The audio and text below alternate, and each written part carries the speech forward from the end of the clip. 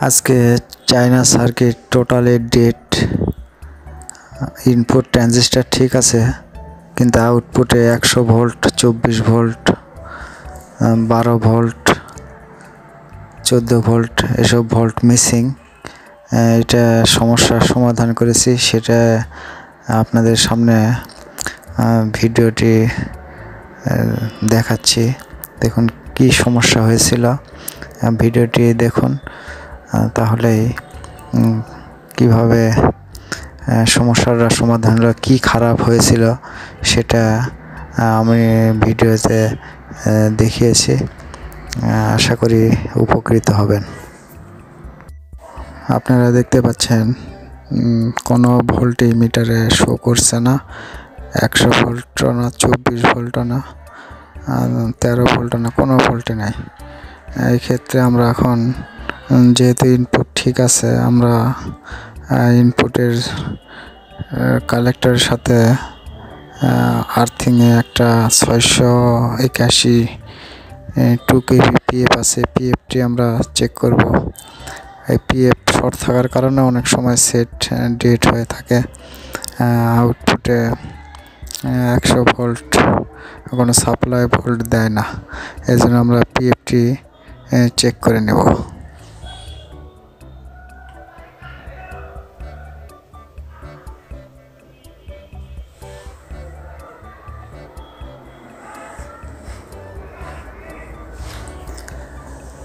PF অনেক সময় leakage থাকলে এরকম সমস্যা হয়, শর্ট থাকলেও সমস্যা হয়, কিন্তু পিএফ যদি না থাকে তবু আমাদের সেট রানিং হবে।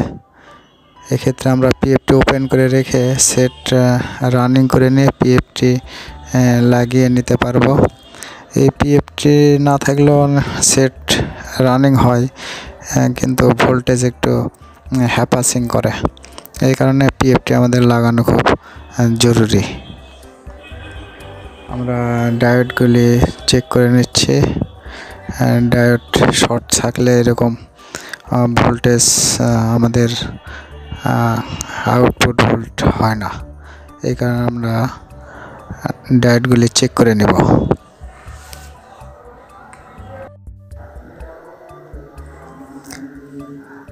ডায়োড মোটামুটি চেক করা হয়ে গেছে, ডায়োড সব ঠিক আছে। আমাদের এখানে একটি ইনপুট ট্রানজিস্টরের সাথে একটি পিএফ থাকে 681 নাম্বার। এই পিএফটি অনেক সময় শর্ট হয়ে যায়, এটা আমরা চেক করতেছি। পিএফটি আমরা খুলে নিচ্ছি।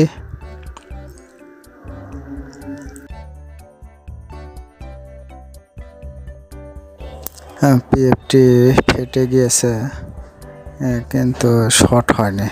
এই কারণে আমাদের সমস্যা পিএফের কারণে নয়। আমরা পিএফটি দেখাচ্ছি, পিএফটি ফেটে গিয়ে নষ্ট হয়ে গেছে, এটা আমরা পরে লাগিয়ে নেব। আমাদের অন্য জায়গায় সমস্যা আছে, সেটা আমরা এখন শনাক্ত করব। অক্টো কাপলারের সাথে একটি ট্রানজিস্টর থাকে, ট্রানজিস্টর নাম্বার হচ্ছে 1015। এটা একটি পিএনপি ট্রানজিস্টর। এটা লিকেজ থাকার কারণে আমাদের ভোল্টেজ আউটপুট ভোল্টেজ ড্রপ হয়ে থাকে। এটা আমরা চেক করতেছি।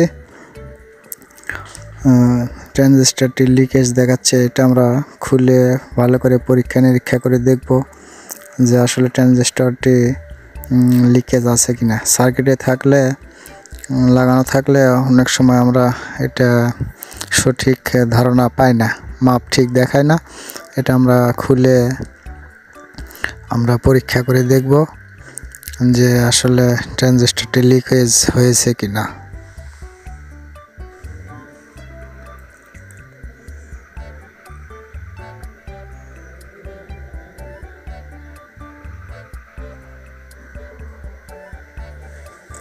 আমাদের ট্রানজিস্টরটি লিকেজ দেখাচ্ছে। এটি একটি 1015 ট্রানজিস্টর। এটা অক্টো কাপলার, অর্থাৎ আমরা পিসি যেটাকে বলে থাকি, এটার সাথে লাগানো আছে পিসি 817। এই ট্রানজিস্টরটি লিকেজ। আশা করছি এটা চেঞ্জ করলে আমাদের সার্কিটটি রানিং হয়ে যাবে।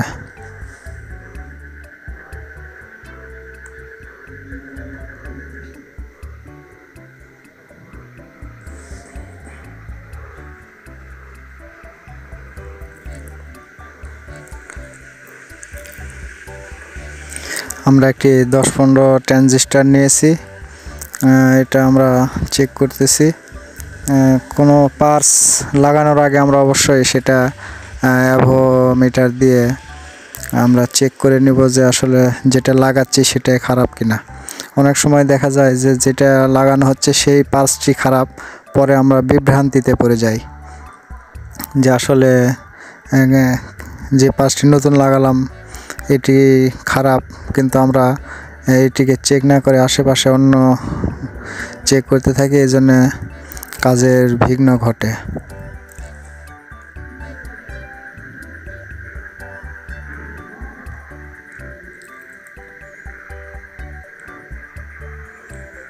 আমাদের নতুন ট্রানজিস্টরটি ঠিক আছে, এটা আমরা এখন লাগিয়ে নিব। এটার লাগানোর সময় অবশ্যই বেস কালেক্টর এমিটার আমরা সঠিকভাবে লাগাবো, উল্টাপাল্টা হলে কাজ করবে না, আমাদের অন্যান্য পার্টসের ক্ষতি হওয়ার সম্ভাবনা থাকে।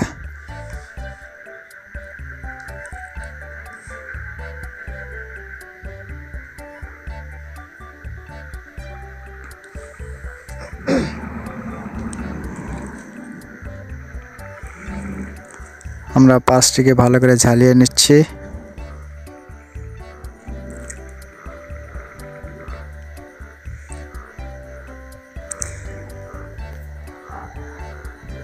সোল্ডারিং করার সময় অবশ্যই সতর্কতার সাথে সোল্ডারিং করতে হবে, যেন একটির সাথে আরেকটি লেগে না যায়। এক লেগের সাথে আর এক লেগ স্পর্শ হলে, শর্ট থাকলে আমাদের কাজ করবে না এবং অন্যান্য পার্টসের ক্ষতি হওয়ার সম্ভাবনা থাকে। তাই এই বিষয়ে আমরা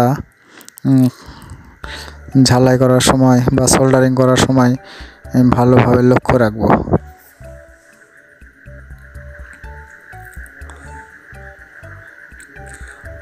আমরা মিটার রেঞ্জ ভোল্টে দিয়ে আমরা এখন চেক করব।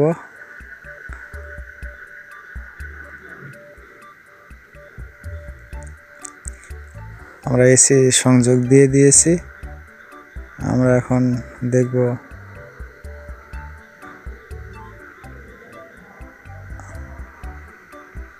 আমাদের 99 ভোল্ট বা 100 ভোল্ট চলে এসেছে। আমাদের সার্কিটটি পুরোপুরি এখন ঠিক হয়ে